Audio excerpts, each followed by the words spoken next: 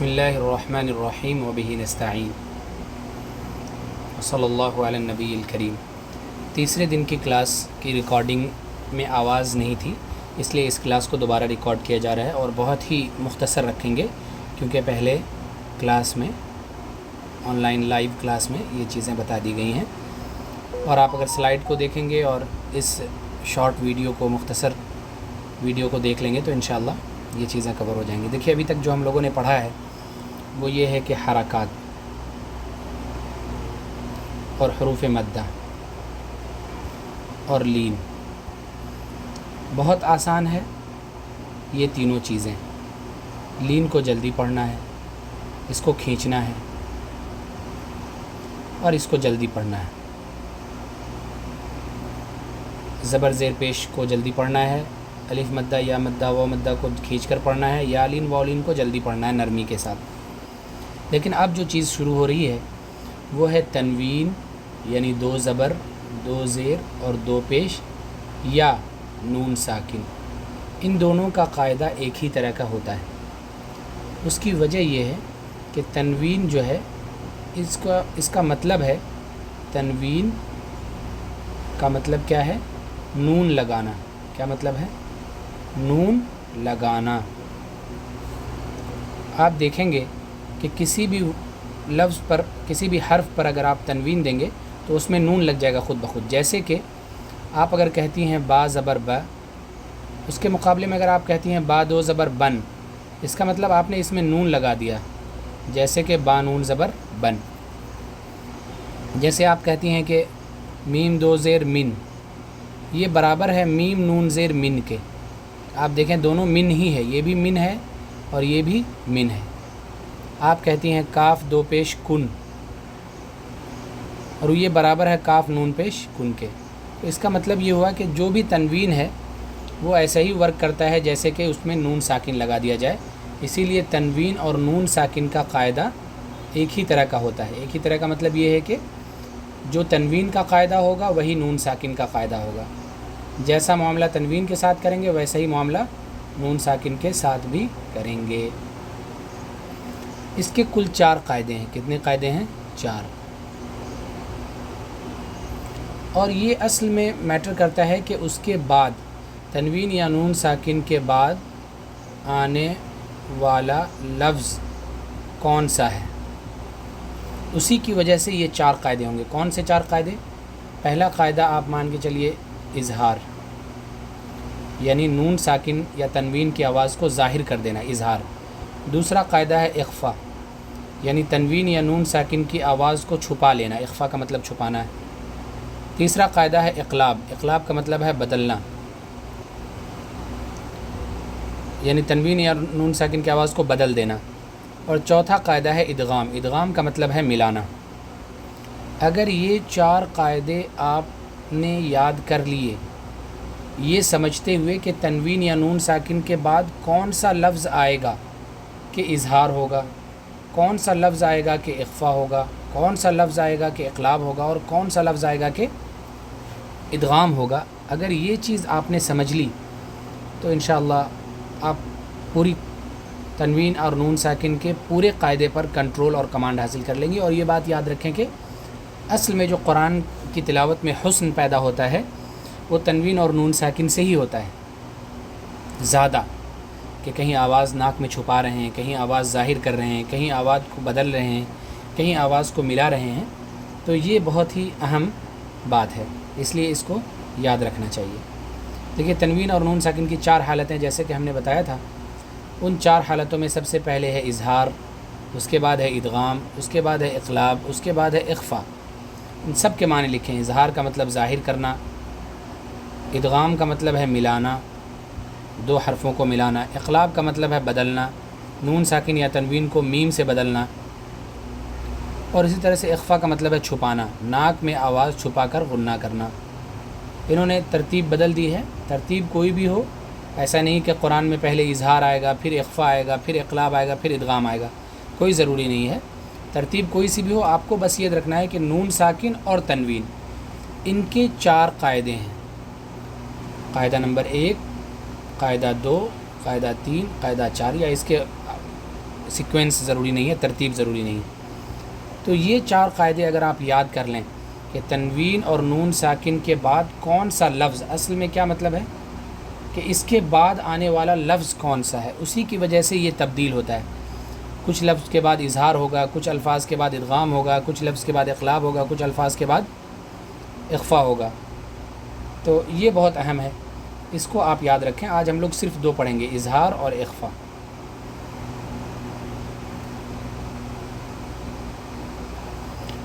دیکھیے، اخفا کا مطلب ہے چھپانا، جیسا کہ ابھی تک ہم لوگ پڑھتے ہوئے ہیں، اور اظہار کا مطلب ہے ظاہر کرنا۔ ہم نے اردو میں ایک مثال دی ہے تاکہ آپ اس کو اچھے طریقے سے سمجھ سکیں۔ جیسے دیکھیے، اخفا کا مطلب ہے جیسے پنکھا ہم بولتے ہیں، حالانکہ یہاں پر کیا لکھا ہے؟ پن کھا، پن کھا، لیکن ہم نون نہیں بول رہے ہیں، این کی آواز کو ہم ظاہر نہیں کر رہے ہیں، چھپا رہے ہیں، پنکھا۔ کبھی آپ نے کسی سے سنا ہے کہ کوئی کہہ رہا ہو کہ ارے پنکھا لاؤ یا پنکھا چلا دو؟ ایسا نہیں کہتے ہیں، ہم بولتے ہیں پنکھا لاؤ یا پنکھا چلا دو۔ یہ جو نون کو چھپا رہے ہیں نا، نون کو، پنکھا کے اردو میں پنکھا کے نون کو جیسے چھپاتے ہیں، اسی چھپانے کو عربی میں کیا کہتے ہیں؟ اخفا۔ عربی میں کیا کہتے ہیں؟ اخفا۔ اخفا ہی سے کئی الفاظ آپ نے دیکھا ہوگا، جیسے مخفی، چھپا ہوا، جیسے خفیہ۔ تو یہ سب الفاظ سے آپ یاد رکھ سکتے ہیں، ایک ہنٹس ہے کہ بھائی اخفا کا مطلب ہے چھپانا، جیسے کہ اردو میں پنکھا کے نون کو چھپاتے ہیں۔ اور اظہار کا مطلب ہے ظاہر کرنا، جیسے پن گھٹ کہتے ہیں۔ اب اس کو کوئی پنگھٹ نہیں کہتا، جیسے ہم کہتے ہیں پن چکی، کیا کہتے ہیں؟ پن چکی۔ اب اس کو کوئی پاؤں چکی نہیں کہتا ہے۔ تو یہ اخفا اور اظہار کا فرق ہے کہ اخفا میں آواز کو چھپاتے ہیں، نون کی آواز کو ناک میں، جیسے پنکھا، اور اظہار میں نون کی آواز کو ظاہر کرتے ہیں، جیسے پنگھٹ۔ دیکھیے، اظہار جو ہے ان 6 ورڈز کے بعد ہوتا ہے، یعنی تنوین میں سے کوئی یا نون ساکن، ان کے بعد اگر ان میں سے کوئی بھی ورڈ آئے، حمزہ ہے، ہا ہے، عین ہے، ہا ہے، غین ہے اور خا ہے، ان میں سے کوئی بھی ورڈ آئے تو اظہار ہوگا۔ اظہار کرتے ہیں ظاہر کر کے پڑھنے کو۔ اسی طریقے سے آپ دیکھیے کہ اخفا کے 15 حروف ہیں، ان کو یاد کر لیجئے، سب سے اچھی بات ہے۔ اور اگر یاد نہ ہو سکے تو باقی جو 2 ہیں، اظہار کے علاوہ اور 2 کون کون سے ہوں گے؟ ایک ہوگا ادغام اور ایک ہوگا اقلاب۔ ان کے الفاظ کو یاد کر لیجئے۔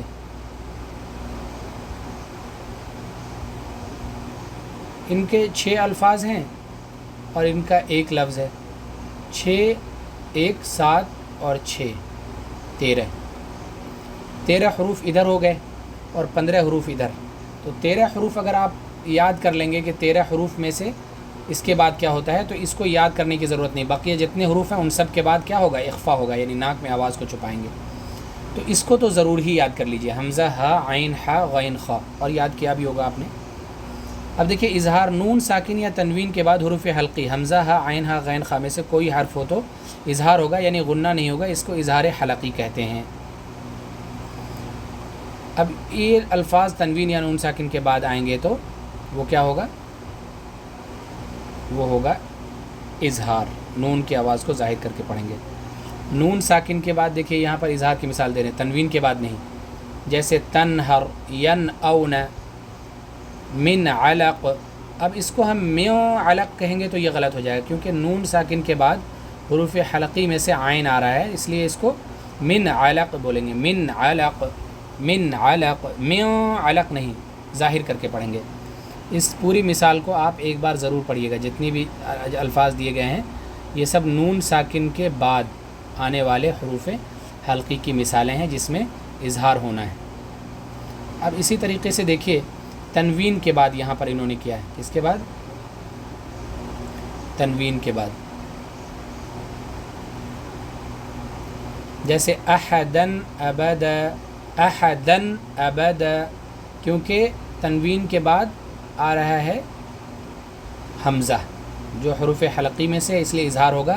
یہاں پر احدن ابدا نہیں کہیں گے۔ جلدی کر رہے ہیں تاکہ کلاس لمبی نہ ہو۔ اب اس کے بعد دیکھیے اخفا ہے۔ اخفا کے یہ 15 حروف ہم نے کہا کہ آپ یاد کر لیں تو اچھی بات ہے، ورنہ باقی کے 13 حروف الگ الگ جو ہیں ان کو یاد کر لیں. اس کے علاوہ سب جگہوں پر اخفا ہی ہونا ہے. اخفا کا مطلب ہے چھپانا، ناک کی آواز کو چھپانا، نون کی آواز کو ناک میں چھپانا. جیسے کہ منصورا، منصورا. اب یہاں پہ 15 الفاظ یہ جو ہیں اس کے بعد والی سلائڈ میں بھی ہیں، وہ 15 الفاظ کے ذریعے سے یہ کیا ہو گیا،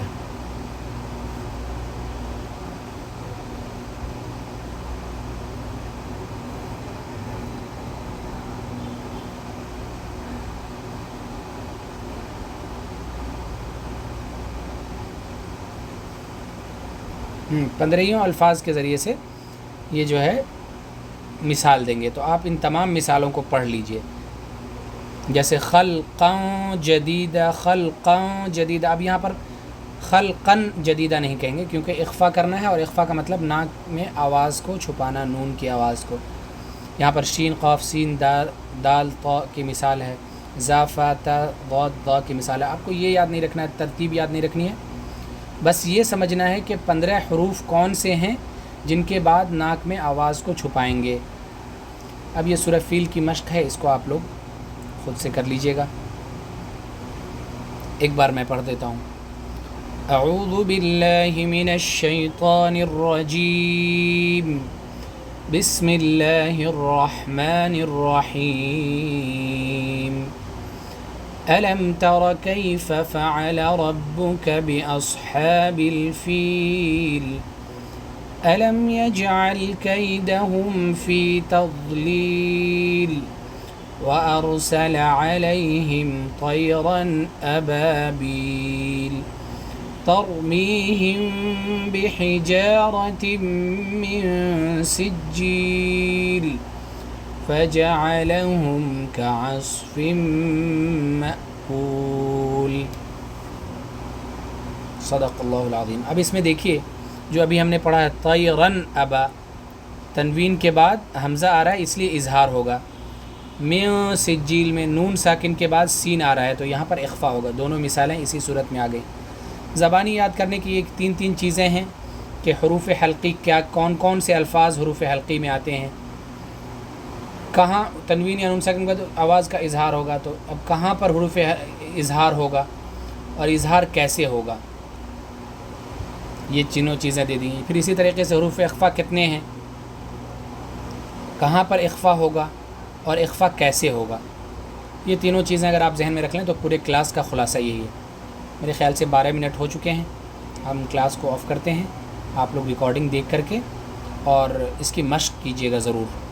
جہاں پہ میں نے تلاوت کی اس کو پاؤز کر کے مشق کر لیں، جو قاعدے ہیں اس کو ذہن نشی کریں، اور خود اپنی تلاوت میں اس کا خوب خیال رکھیں کہ کہیں پر بھی اظہار اور اخفا چھوٹنے نہ پائے. والسلام علیکم ورحمۃ اللہ وبرکاتہ.